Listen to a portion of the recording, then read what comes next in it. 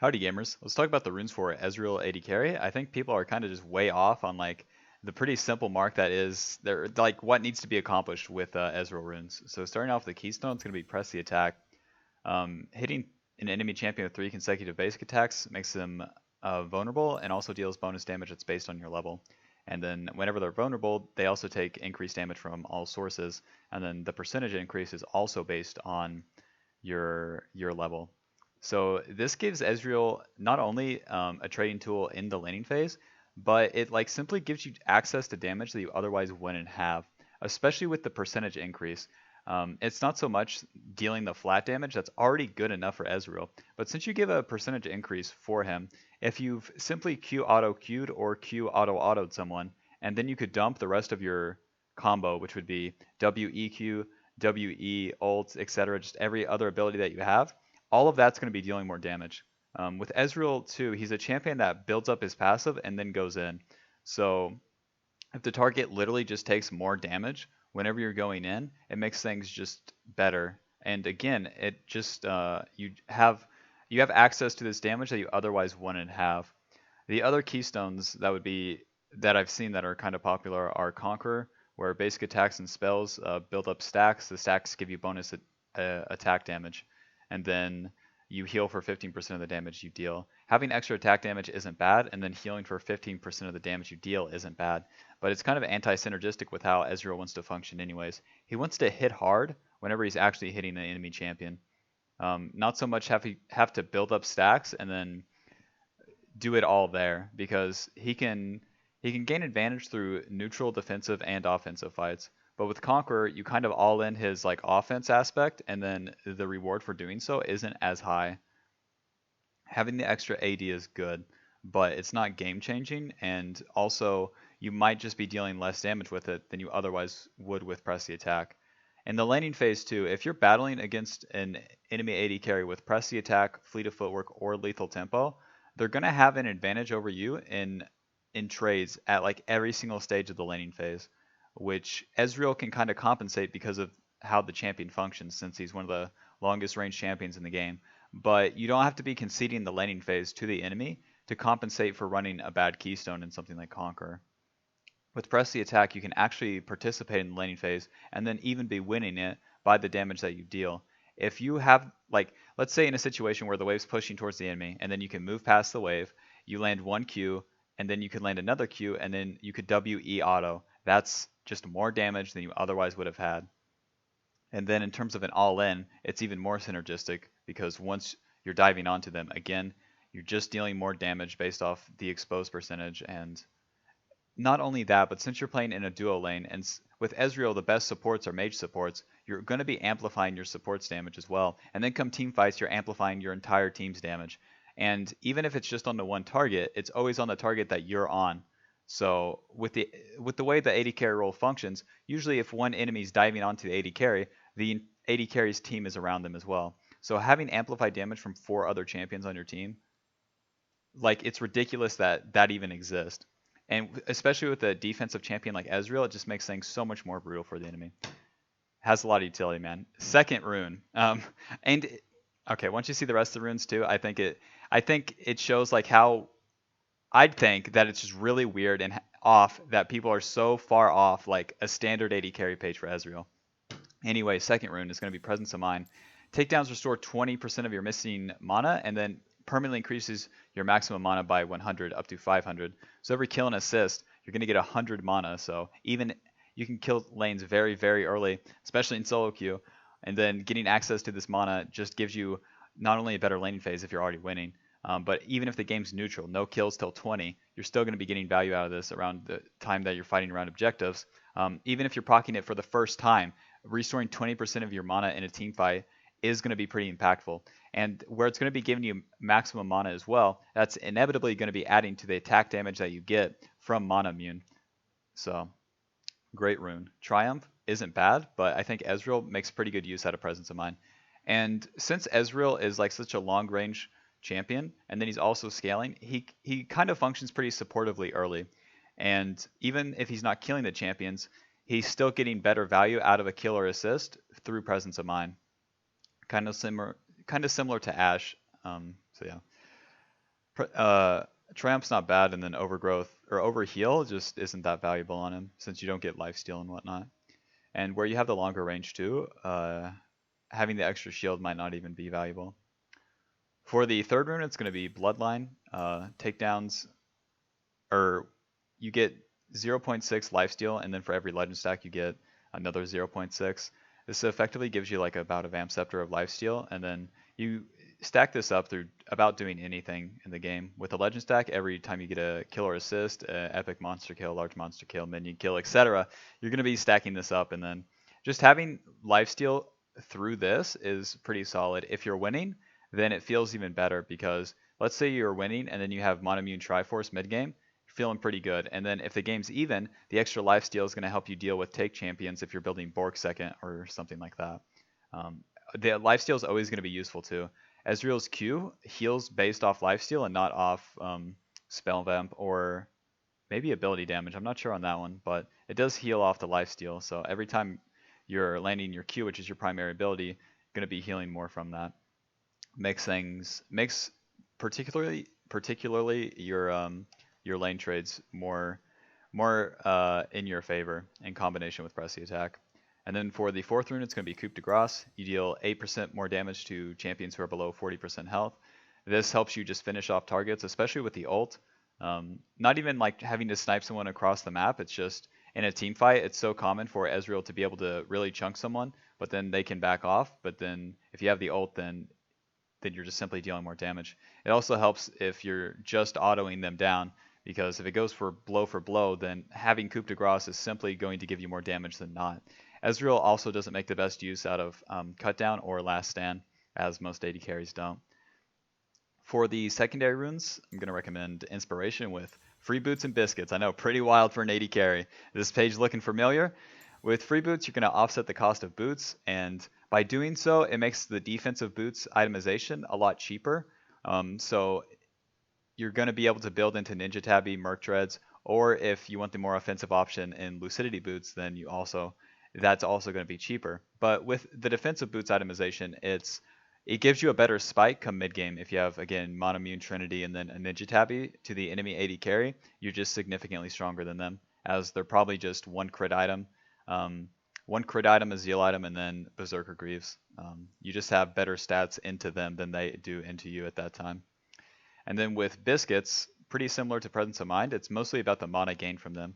So with Biscuit Delivery, you gain a total biscuit every 2 minutes and then until 6 minutes. The biscuits restore 10% of your missing health and mana, and then consuming a biscuit or selling it permanently increases your mana cap by 50. So this gives you it gives you 200 mana, and then if you end up using them in the laning phase, you're going to be able to get value out of the health they restore, or mostly it's for the mana they restore, because in an extended laning phase, if you run out of mana and you have a biscuit, then you can simply just cast like 1 or 2 more abilities than you otherwise would be able to, because you have the biscuits versus not. So it's going to be kind of a luxury in the laning phase. It's not required, but it is nice to have, especially in a solo queue environment. And then for adaptive runes, it's going to be attack speed, attack damage, and armor. These are pretty standard. With Ezreal's, you can even see people running the double attack damage, but it's really not so good. Where your attack speed itemization is going to be more gimped compared to crit building champions, because they just have better itemization into Zeal items. Ezreal can effectively only build like a Stinger and Blade of the Rune King for attack speed.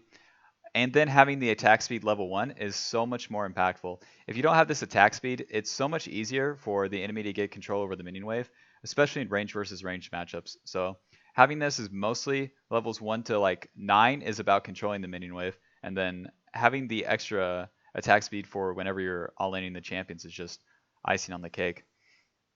For the attack damage, it's pretty standard. It's just you deal more damage with the auto attacks, and then with the rest of Ezreal's abilities as well. And then since you're laning in the bot lane, the armor is going to be extra useful. You're going to be negating damage from mostly the minions early, and then you can take auto attacks from 2 enemy champions, versus in most lanes you would just be taking them from 1. But if you're playing into a mage matchup bot lane, champions like Veigar, Syndra, then sure, you could swap to the magic resist. But that would be this would be the default I'd recommend on Ezreal AD carry. Some good variation. If you were trying to play for late game, Mana Flow Band and Gathering Storm's completely fine. Mana Flow Band is going to give you effectively a Sapphire Crystal for free, and then Gathering Storm is going to give you more AD per 10 minutes into the game. At a higher MMR, this would probably just be better, as again, it's just more stats for free. And especially with Gathering Storm, a lot of games you want them to go as late as possible with Ezreal because you just infinitely scale, and Gathering Storm just aids you in doing that. Even if you're just sitting on the 14 attack damage offered at 20 minutes, it's still kind of solid, especially with how Ezreal itemizes, where he builds first the Monomune, and then Trinity Force is not giving him a ton of attack damage, and to compensate that through runes is kind of interesting. But something like Mana Flow plus Transcendence second is not so good. Transcendence was definitely better last season, but with the nerf to duo lane XP, you just don't get to level 10 at like a reasonable time on Ezreal. Again, if you were playing at a higher MMR, maybe sure, run this, but like I'm really not seeing it this season, as solo lanes just considerably outlevel you, and it's easier for you to get cooldown reduction through itemization than it is to get it through these runes, because if you're running it in the runes, you're giving up something else. You're either giving up the attack damage from Gathering Storm, or you're giving up the offset cost of boots and then biscuits or something in inspiration. So you have to think about those trade-offs. And then with the Domination Tree secondary, it's also not so good. Taste of Blood plus Ravenous, like there's something, but to have this extra healing on top of Ezreal's kit, it's not so synergistic in the same way, where you're better off itemizing the healing through either Blade of the Rune King or Death's Dance or something, versus trying to get it through the rune, as it's just not going to give you as much healing, and you have to have the trade-off of not running the other rune secondary. So again, these are the runes I'd recommend for Ezreal AD carry. It's really weird. After the removal of Kleptomancy, it's really weird to me how everyone got so far off of like what you could potentially run on him with Conqueror and even like Lethal Tempo. But yeah, if you have any questions, leave them in the comments. And this video helped you, leaving a like on the video helps me. Now I'm going to talk about the other runes that you could run on him. So if you're not interested in that, the video's over. So with Conqueror, again, your basic attacks and spells deal build up damage and then give you bonus attack damage. Conqueror. With Conqueror, the extra AD you're going to be getting is based on your level. So it has that disadvantage as well, as other champions like Bruisers are going to be getting to level 8. They're going to be getting higher levels faster because they're solo laners. AD carries are not. Having to build up the damage as an AD carry is bullshit as well, because let's say ranged basic attacks only give you 1 stack of Conqueror, so you have to auto, Q, auto, and it's finally built up. Like Christ, versus an Irelia who just ults, Qs, auto, E's, Tiamat, it's stacked. Like it's way harder for a ranged champion to stack up Conqueror versus a melee champion. And then the benefit of it is, let's say at level 9 you get 2 attack damage per stack for Ezreal. So level 9 you would have a total of 20 attack damage. Why? The pressy attack is going to be giving you more damage for a majority of the time, and it's going to expose the enemy for your team to deal more damage to. I really don't see this beating out the damage there. Just for a little bit of AD. The healing is also kind of negligible as well, as Ezreal is one of the highest ranged champions in the game. Like, there's very few champions that can contest him to damage him in team compositions. Like, maybe a Syndra and Xerath can, but then it comes down to him dodging those abilities versus just tanking it and healing it. The synergy is just not there. With Lethal Tempo, I've been seeing people run this. I think it's mostly for lane control, as you can hit 1 Q and then be able to push the wave against the enemy. And if you have the wave pushed into them, it's much easier for Ezreal to poke under tower. So maybe there's some solo Q value there. And then obviously with the release of Omnistone, it like looks pretty appealing for Ezreal. And then if you were to run that, I guess your secondary runes would be Presence of Mind, Coup de Grace, or Bloodline, Coup de Grace, depending on like, geez, I'm not even sure. But with Omnistone, getting rolling the extra keystones is fine, but then it becomes more random. You definitely lose laning power as you don't have press the attack up all the time, so it makes things really inconsistent there. Uh, like, let's say you're laning and then you have the timing to all in, but then you roll a glacial augment proc, right? The slow's not going to deal more damage versus the press the attack that just would. The utility and like it's more fun for sure, but I really don't see it like being more viable than just having the more damage from press the attack.